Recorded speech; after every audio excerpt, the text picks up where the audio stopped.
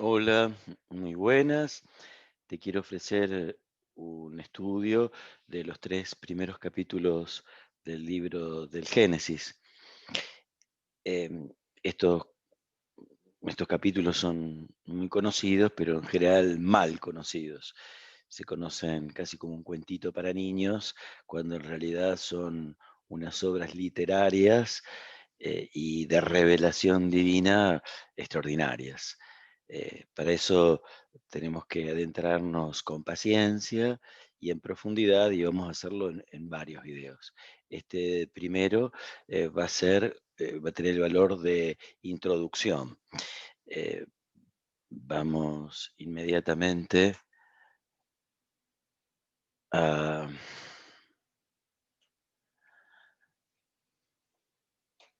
aprovechar una presentación PowerPoint que preparé para que podamos seguir eh, más claro y más ordenado. Ante todo, el nombre es un nombre, el que usamos nosotros, Génesis, viene del griego, pasó también a nuestras lenguas latinas, pero es un nombre que viene del griego, que quiere decir nacimiento, generación, desarrollo. El nombre que tiene este libro en la Biblia, en hebreo, es Bereshit, que es la primera palabra de este relato, que quiere decir al principio, el principio.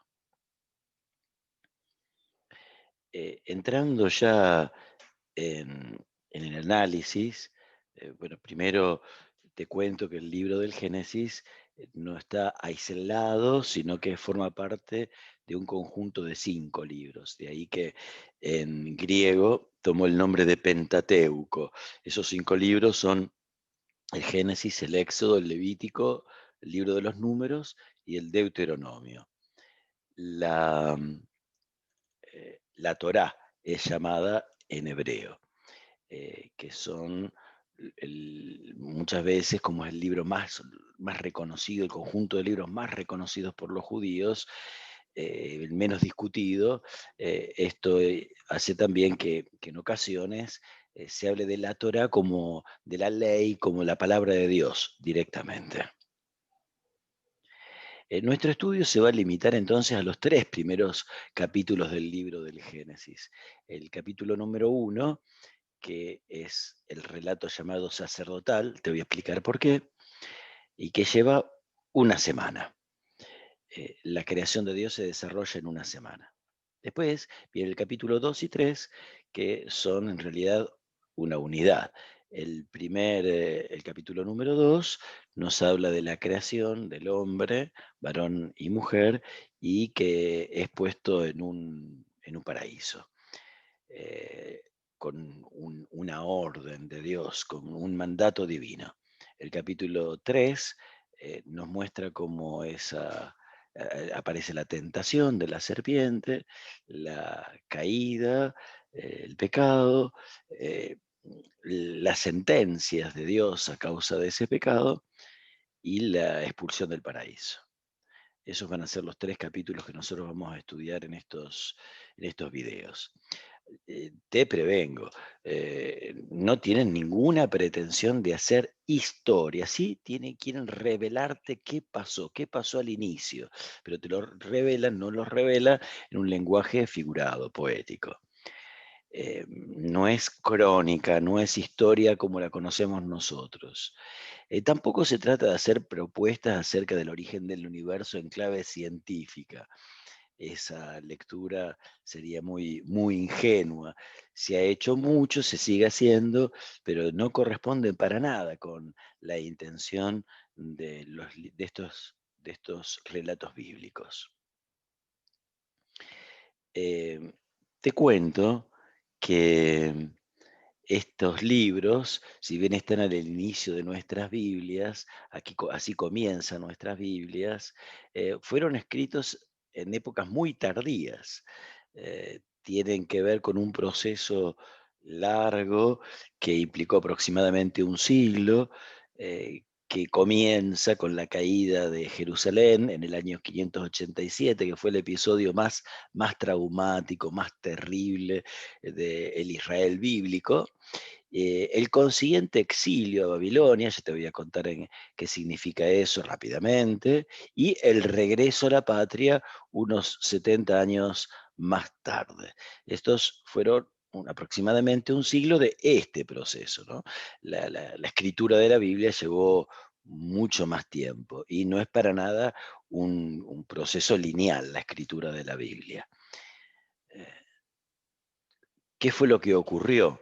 Los judíos estaban convencidos, situate en el año 590, en el año 600 antes de Cristo, los judíos estaban convencidos de que la ciudad santa de Jerusalén, con su templo, que ahí vivía Dios, esa era la morada de Dios, del Altísimo, no podía ser vencida por ningún enemigo. Un templo bellísimo, y que contaban con las promesas hechas a David de que su reino no tendría fin, entonces ellos estaban muy confiados. Claro, esta promesa divina no querían decir que podían vivir de cualquier modo, así que los profetas alertaban respecto de esta seguridad y decían que así no podía, se podía confiar en que Israel iba a permanecer eternamente en su ciudad santa cuando no había santidad, cuando no había justicia. La ciudad sería asediada y finalmente derrotada. Te ofrezco un texto famoso del profeta Jeremías, capítulo séptimo, donde Jeremías dice, templo de Yahvé, como diciendo ustedes se llenan la boca con el templo de Yahvé, pero después viven de cualquier modo. Y así no hay ninguna promesa de que Israel va a permanecer por siglos. Y estas advertencias de los profetas que fueron muy insistentes, muy fuertes, eh, terminaron desembocando en lo que nadie hubiese querido. Esa verdadera tragedia nacional ocurrió. Jerusalén fue destruida y el pueblo marchó al exilio. Digo el pueblo, los babilonios tenían un modo muy particular de tratar a los pueblos vencidos. Se llevaban consigo a Babilonia a las clases dirigentes, pudientes, la gente culturalmente más formada, los sacerdotes, los sabios, los científicos, los militares, toda la gente que podía llegar a organizar una revuelta, toda esa gente era llevada a Babilonia, una especie de fuga de cerebros obligada, y quedaban los pobres, el campesinado, que tenían que cultivar la tierra y pagar los impuestos. Una vez en Babilonia, los judíos vivieron esto con un gran sufrimiento, ante todo por la catástrofe humanitaria previsible, pero también desde el punto de vista religioso. ¿Qué pasó? ¿Qué nos pasó? ¿Qué pasó con nuestro pueblo? ¿Qué pasó con nuestro Dios? ¡Qué tristeza! Eh, Se cuenta en uno de los salmos que los babiloneses les pedían que cantaran, que cantaran un canto de Sión, de Jerusalén, de Israel, y el salmista se queja, llora sobre los sauces de sus orillas, colgábamos nuestras cítaras, las orillas de los ríos de Babilonia. Allí los que nos deportaron nos invitaban a cantar. Cántennos un cantar de Sión. ¿Cómo cantar un cantar de Sión en tierra extranjera? Si me olvido de ti, Jerusalén, que se me paralice la mano derecha, que se me pegue la lengua al paladar si no me acuerdo de ti, si no pongo a Jerusalén en la cumbre de mis alegrías. Bueno, esta era la sensación de tristeza, de dolor que tenían los judíos exiliados en Babilonia. Y eso provocó un profundo replanteo de la fe, con una serie de preguntas que ahora te voy a contar. Eh, Ahora, el exilio, después de 70 años, va a terminar por obra de Ciro, del rey Ciro, un príncipe persa. Eh, Los persas tenían otros modos de tratar a sus vencidos, prefería que cada uno esté en su tierra y con tal de que nos paguen los impuestos, incluso ellos apoyaron a Israel en la reconstrucción del templo. Bueno, todas estas peripecias que vivió Israel, esta tragedia, este dolor, esta crisis de fe, desembocó en una serie de preguntas. Yo te voy a dar dos series de preguntas. La primera, que tiene que ver con la coyuntura política, historia, con esta derrota de la ciudad. Eh, la primera pregunta es, ¿cómo pudo caer la ciudad santa de Jerusalén en manos de los enemigos? ¿Qué pasó? ¿Será que los dioses de Babilonia son más poderosos que Yahvé, que nuestro Dios? ¿Será que nuestro Dios nos abandonó? ¿Se tratará de un castigo? Esto es culpa nuestra. Si fue culpa nuestra, ¿Dios nos perdonará? ¿Nos querrá perdonar? ¿Existirá la posibilidad de la salvación?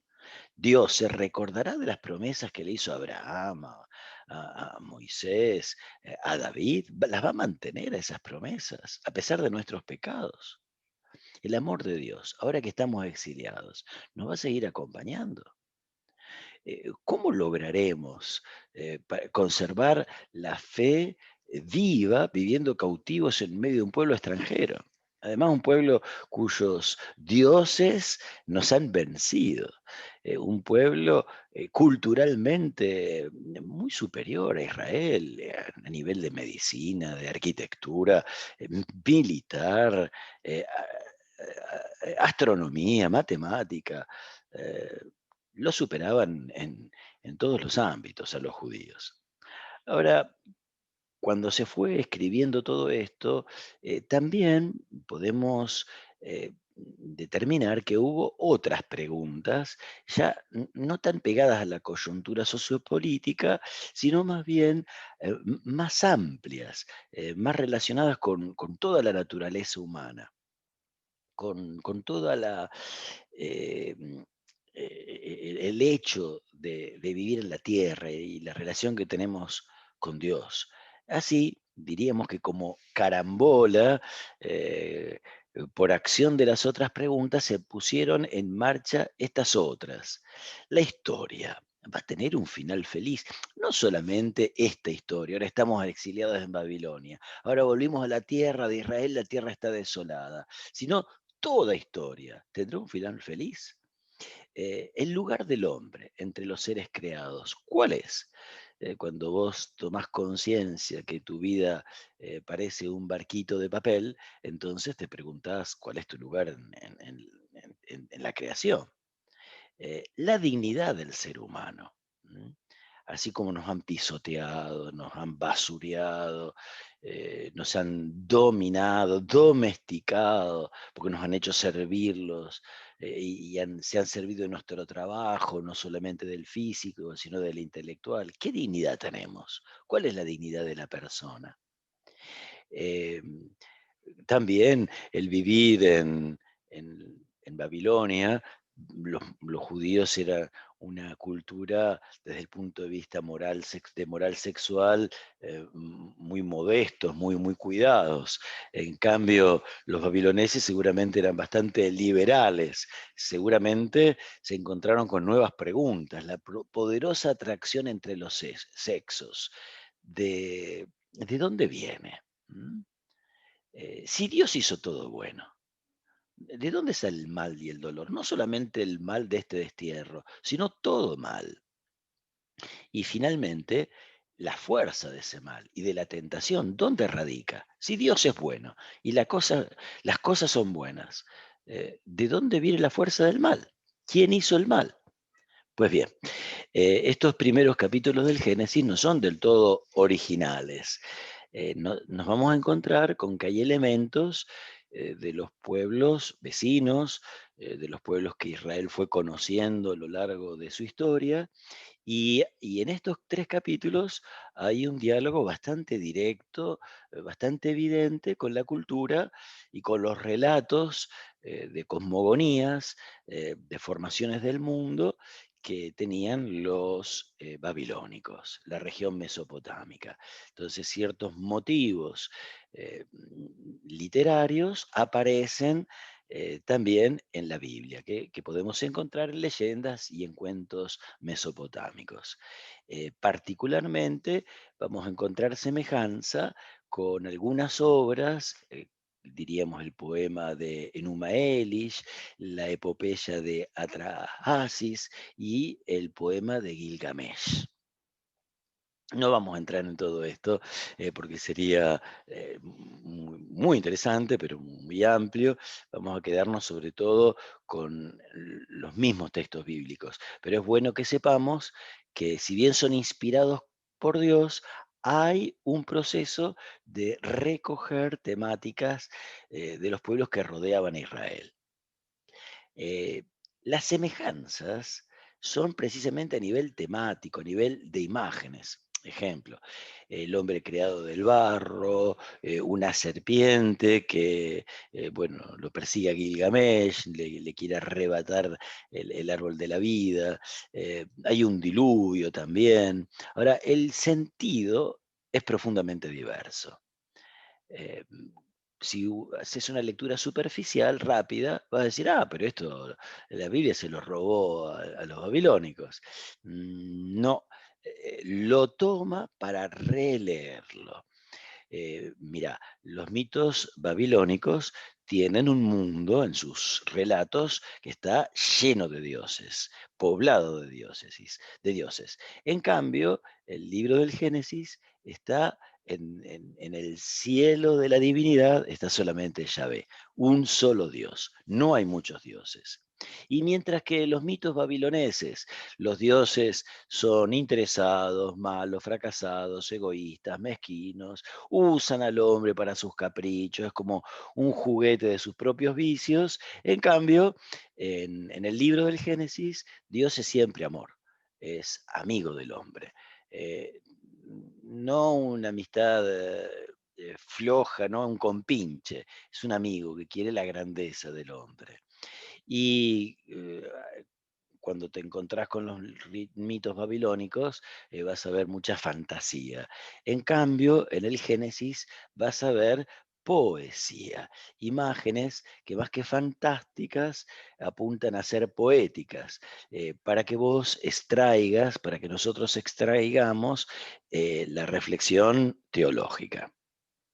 Así, con un lenguaje poético, los sabios judíos retoman imágenes de la cultura babilónica, las reformulan en el marco de la fe que Yahvé tiene, que Israel tiene en Yahvé. Los judíos en Babilonia, de este modo, van a encontrar como una bandera para no perder su identidad, su fe, en medio de una cultura que era ajena y que los dominaba en todos los ámbitos, no solo en el militar. Eh, para confeccionar estos relatos, los sabios judíos no solamente tomaron motivos que venían de la cultura babilónica, que ellos querían retrabajar, sino también se sirvieron de antiguas tradiciones judías, algunas que tenían siglos, y las podemos rastrear ¿cómo?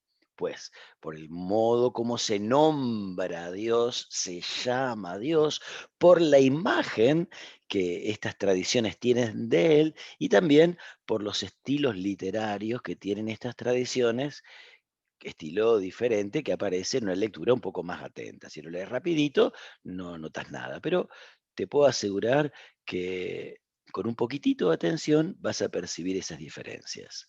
Tené confianza.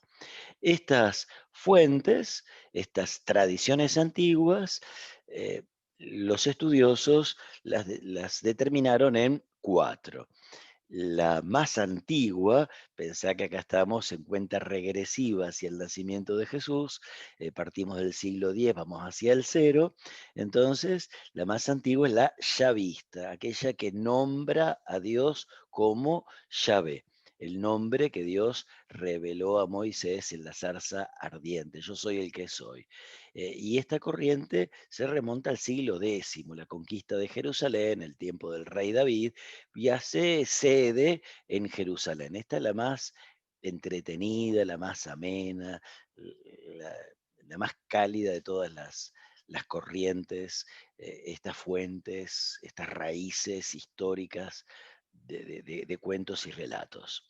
La segunda, que es la más cortita, la que tiene menos entidad, se llama la eloísta, la que llama a Dios Elohim. Nuestras traducciones suelen decir Dios. La otra dice Yahvé o Yahvé, el Señor Yahvé, y esta es Dios Elohim.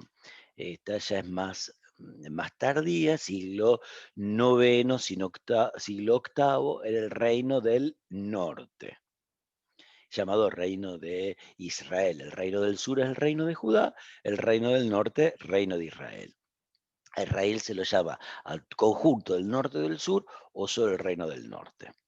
También está la corriente sacerdotal, que esta se cuaja precisamente y es la protagonista de la relectura y la edición de todo este material que te estoy contando, material literario.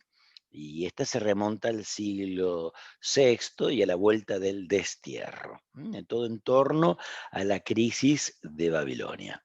También hay otra corriente, que vamos a decir alguna palabrita, que es la deuteronomista. Esta em, tiene su origen en un momento que el rey Josías, que era un rey muy devoto, de los poquititos reyes judíos que fueron devotos, que descubre los libros de la ley que habían quedado eh, mezclados en medio de las bibliotecas y llenos de polvo, y los revive, los recupera, los estudia y propone una gran conversión de costumbres en Israel.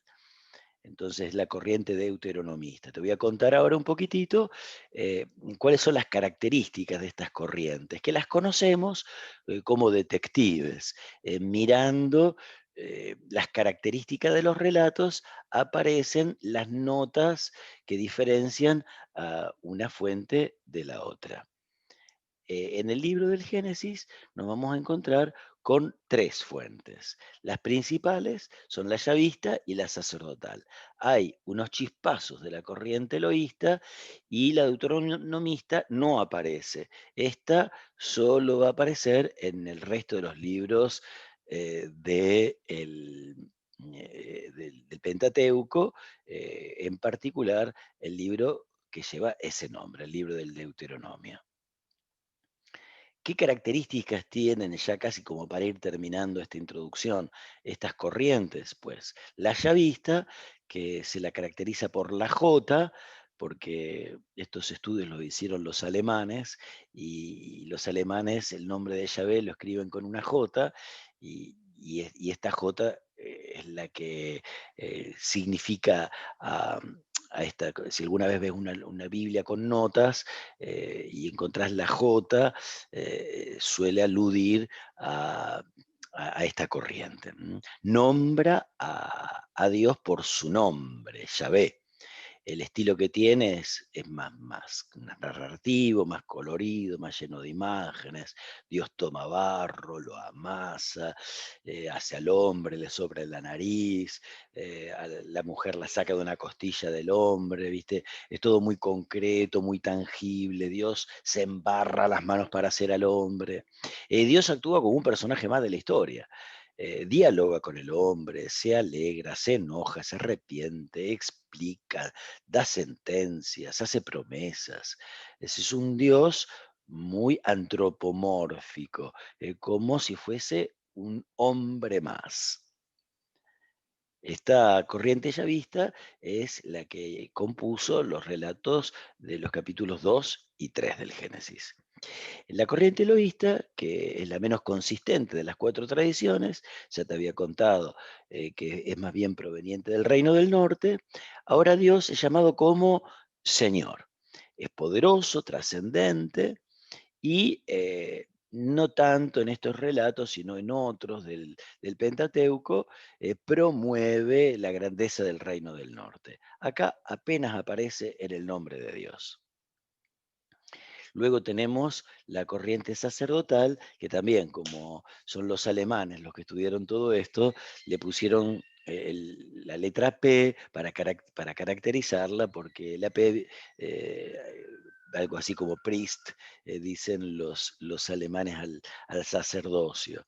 El libro de esta corriente es el libro del Levítico, todo él, que generalmente suele ser el lugar donde los que tratan de leer la Biblia de primera página a la última se quedan, o en las crónicas o en el Levítico abandonan.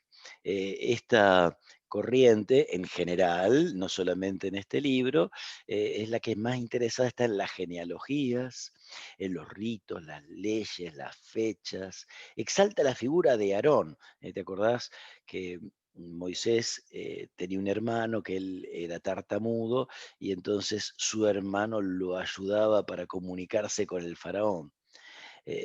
La imagen de Dios es más distante, el estilo es más frío. Dios es justo, pero también terrible. El primer relato de la creación, capítulo 1, tiene como principal fuente la fuente sacerdotal, la de los 7 días. Finalmente, la corriente del Deuteronomio, que se le atribuye el libro que lleva precisamente ese nombre y que es muy hermosa, apunta siempre a la conversión, tiene un estilo exhortativo de predicación y está llamando continuamente a vivir la ley desde el corazón. Esas leyes que fueron escritas en losas de piedra, en placas de piedra, ahora tiene que pasar a los corazones. Bien, como cierre, vamos a recapitular. El, el proceso que llevó a la composición de estos capítulos tiene que ver con, vamos a llamarlo así, un batido y un remixado. Primero quedémonos en la imagen del batido, que está a la izquierda de la pantalla. En esa coctelera, los sabios judíos, ¿qué fue lo que pusieron? Bueno, pusieron las tradiciones judías, pusieron las imágenes que encontraban en la literatura pagana de sus vecinos, de sus captores, o incluso algunas que tienen que ver quizás con el periodo de Egipto, porque ya se habían metido en toda su tradición. Metieron eso en las preguntas que tenían, los desafíos existenciales, pusieron todo eso en la coctelera, lo mezclaron bien y ahí tenemos que fue surgiendo los escritos bíblicos del Génesis. Pero también necesitaríamos complementar con otro proceso que sería de un remixado, porque no es solamente mezclar en la coctelera y batir fuerte e intenso, sino también que hay una lectura y una relectura continua de los textos bíblicos, de las tradiciones. Entonces, viste cómo hacen los discjockeys, que giran los discos y generan nuevas músicas, son prácticamente compositores. Así, si bien estos sabios recogieron mucho material que los precedía, pero le dieron una identidad nueva. Muchas de las imágenes los precedían. Ahora, la lectura que hicieron, la profundidad filosófica, teológica y espiritual fue extraordinaria. Ese remixado es continuo en la literatura bíblica. Desde que se empiezan a escribir los primeros folletitos hasta que, si querés, los primeros flyers, hasta que se va consolidando toda la biblioteca, la estructura de la Sagrada Escritura, de la Biblia. Bueno, con esto damos por concluida la introducción y nos encontramos en los siguientes videos.